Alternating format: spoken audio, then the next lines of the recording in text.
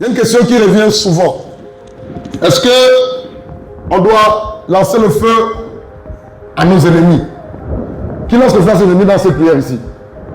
Lève la main. Lève la main. Parce que tu ne dors pas bien la nuit, tu es tourmenté, tu as des mauvais recouchements. On t'a dit que c'est ton père qui est sorcier, ta mère qui est sorcier, ton oncle, ton grand-père va te prier, ou bien ton mari ou ton concubin. Le feu, le feu, le feu, le feu, le feu, le feu, le feu, le feu. Autre question, qui taille et qui coupe les démons ici? Je te taille, je te coupe, je te décapite, toi démon, toi esprit. Qui taille les démons ici? Encore on dit tailladé. Qui taillade les démons ici? Qui piétine les esprits? Écrasez-les. Je te piétine Satan, je te piétine. Qui le fait ici? Ça c'est la chair, c'est la religion en fait. En fait, lorsqu'on parle des démons, les démons ce sont les anges qui ont produit leur corps honorable dans le ciel. Et la Bible dit dans Apocalypse chapitre 12 que lorsque Lucifer était précipité sur terre, il a mené un tiers. Donc un c'est un tiers, c'est 1 sur 3. Donc ça veut dire que les anges de Dieu en totalité sont 3 sur 3, c'est ça non? Le diable, Lucifer a mené un tiers. C'est là l'Apocalypse, là-bas, Apocalypse 12. Un tiers. Et ils sont arrivés, ils sont descendus, ils ont occupé tout ce que vous voyez là. Ils habitent partout ces esprits méchants. Est-ce que vous savez qu'il y a même des esprits qui sont dans l'air? Ephésiens 2. Qui sont dans les champs, dans les maisons abandonnées, dans les forêts. En fait, les démons, c'est des esprits. Est-ce que tu peux attraper le vent? Tu peux attraper le vent? Tu peux quitter le vent, toi? Non. Non, mais soyons plus intelligents. Notre Dieu est esprit. Les anges, c'est d'abord des esprits. Allons-y, psaume 104. Psaume 104, c'est ta grâce. On va enseigner. Alléluia. On va voir aux questions. Prépare-toi. Psaume 104. Choum, ça va? Ça va? Tu es là? Pourquoi tu ne traduis pas? Psaume 104. Psaume 104. Les anglophones ont aussi besoin de ça, de comprendre ça. Ok. Psaume 103 pour commencer, s'il vous plaît. Tu as la page? Psaume 103. Merci Seigneur. Ok, je suis presque. Il fait beaucoup chaud aujourd'hui. On va remarquer ça. Lis le verset 20, s'il te plaît, de Psaume 103. Psaume 103, le verset 20, pour commencer. Psaume chapitre 103, verset 20. Bénissez l'Éternel, vous ses anges, qui êtes puissants en force et qui exécutez ses ordres. Les anges sont puissants en force et les anges exécutent les ordres de Dieu. C'est la parole de Dieu. Je vais répondre à une question qui n'a pas été posée, mais dans la question en fait. Regardez, il y a même des personnes qui donnent des ordres aux anges, vrai ou faux?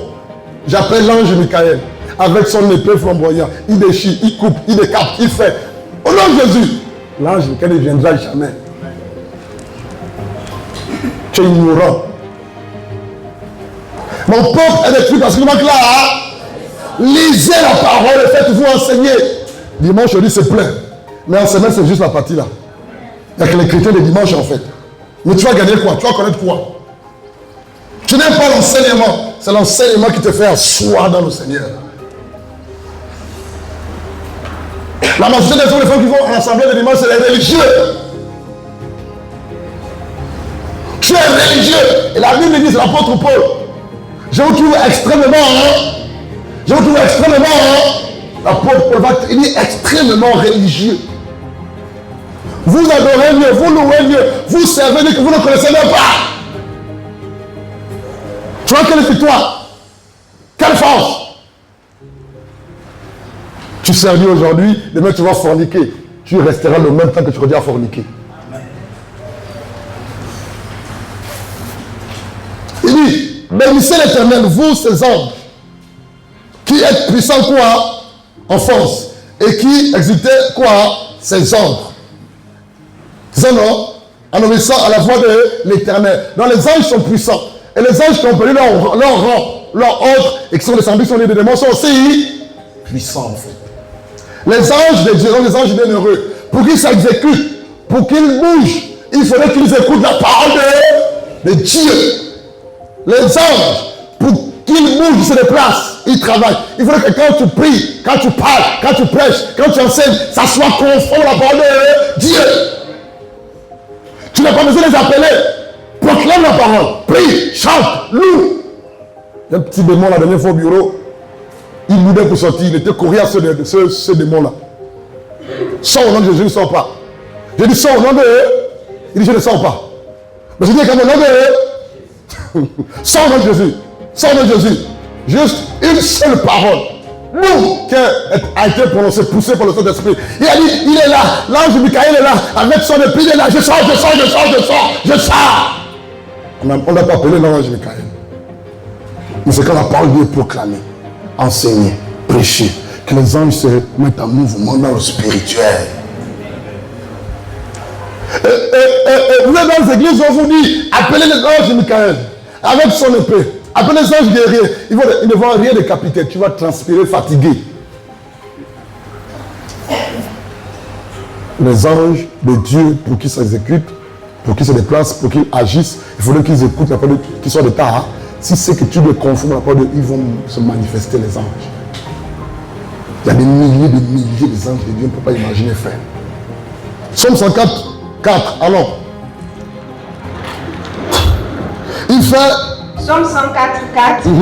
Il fait des vents ses messagers, des flammes de feu ses serviteurs. Il fait des vents ses messagers. Ici, vent, c'est ange. En grec, c'est angelos. Ici, vent, c'est ange. Ange, en grec, c'est angelos. Qui renvoie à vent, à esprit. Les anges, c'est le vent, c'est les esprits. On les voit pas avec les yeux physiques.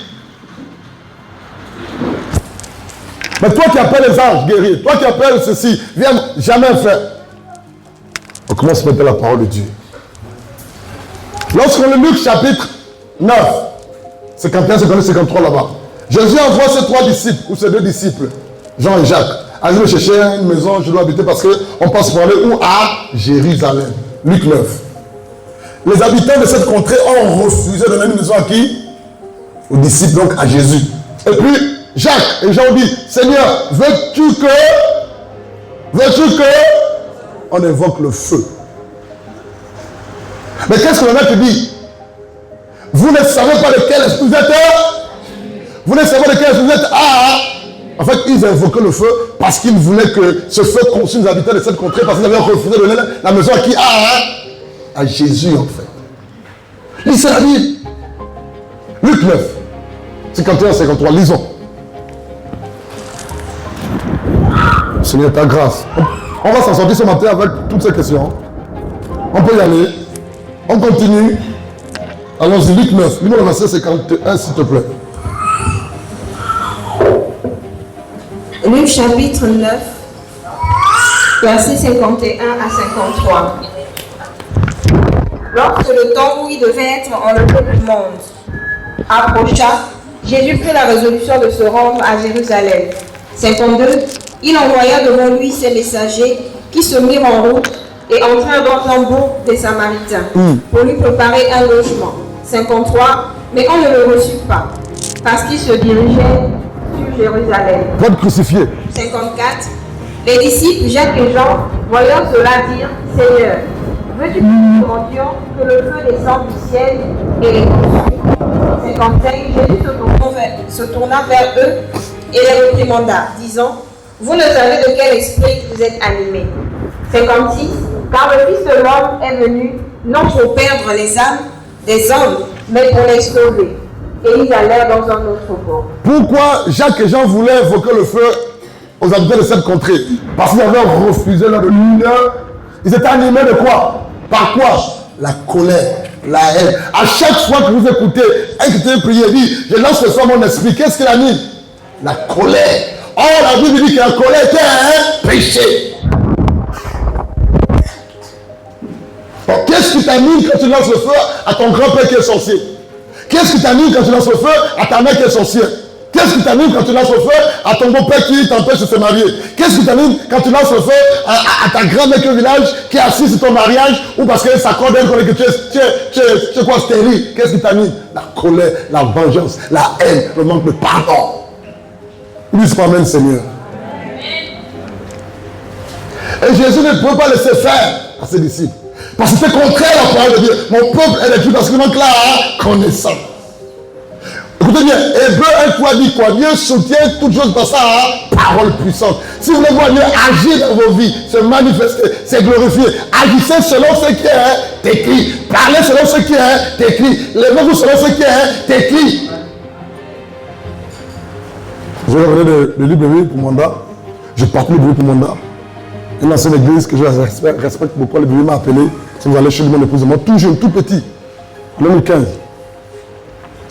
En 2014. Voilà quoi. Ça, on lui dit au revoir parce qu'on devait être ici en janvier. Nous allons chez lui avec son épouse, il a reçu mon épouse et moi. Ne sachant pas qu'on devait travailler pour le Seigneur ici à mandat et avoir une œuvre, travailler pour le Seigneur, conduire une œuvre, je veux dire. Il m'a dit ceci, écoutez bien. Il est plus âgé que moi, il a près de 50 ans. À l'époque, j'étais dans la trentaine. Et là, il me dit, mon cher, oui, tu es très jeune, tu aimes le Seigneur, tu crains le Seigneur, tu es plein d'avenir. Donc tu vas en mandat là-bas. Par rapport à l'église ou par rapport à la parole, si Dieu permet que tu prêches, que tu enseignes. C'est moi qui ai juste ça, mais j'essaie de traduire ça à sa pensée. Il faudrait que tout ce que tu vas faire au nom de Jésus soit soutenu par la parole. C'est alors que tout ce que tu feras, si c'est écrit là, rien ne t'arrivera. Dieu te défendra toujours. Il a dit, lorsque tu agis, tu pries, tu prêches, tu enseignes, conforme à ce qui est écrit, c'est comme des garde-fous. C'est comme quand tu traverses un pont, il y a des... Ça veut dire que tu ne vas pas tomber. Vous donnez accès au diable, aux démons, aux sorciers, parce que vous faites des choses en tant que chrétien ou chrétienne, mais ce que vous faites est contraire à la parole de Dieu. Tout ce que l'on fait en tant qu'enfant de Dieu, chrétien ou chrétienne ou homme de Dieu, si c'est contraire à la parole de Dieu, tu glorifies le diable. Et le diable est pleinement glorifié dans vos vies parce que vous agissez, vous parlez, vous prêchez, vous enseignez en tant qu'enfant de Dieu. C'est pas la parole de Dieu qui nous accompagne en fait. Nous nous accompagnons sur la parole. Que Dieu nous bénisse. Alléluia. Que Dieu soit glorifié. On ne lance pas le feu à ses ennemis. On lui dit quoi? Aimez-vous. Priez pour ceux qui vont. Aimez-vous. C'est Jésus qui parle dans Matthieu 5. Ne vous vengez par vous-même. Romains 12. C'est ça, la parole. Mais dans nos églises, c'est autre chose. Est-ce que tu as une flamme de feu? Tu sais que tu as du feu? Tu as du feu. Hébreu 1 dit quoi? 5. Tu as une flamme de feu. L'esprit est en toi. Tu as du feu. Tu peux.